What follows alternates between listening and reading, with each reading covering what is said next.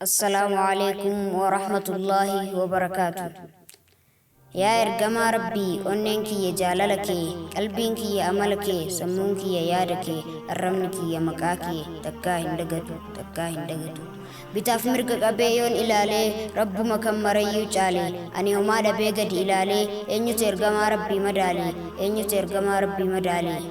يا دندaya akka kanisa ya mul'ata akka aduudha gootummaa saanaan kan akka leencaa maaluma jedheen isiniif odeessa namoota beekamoo ilma namaa irraa hedduu dhufee darbe addunyaa kanarraa kan seenaan yaadatee isarraa dubbatu biliyoonatu onnee keessatti qabee baata maqaan isaa hin badu abadirri ni jiraata warra isa miidhuuf itti haare dhagaa rahmata godhee fi seenaan isaa ragaa biliyoonatu onnee keessatti qabee baata maqaan isaa hin badu abadirri ni jiraata warra isa miidhuuf itti haare dhagaa rahmata godhee fi seenaan isaa ragaa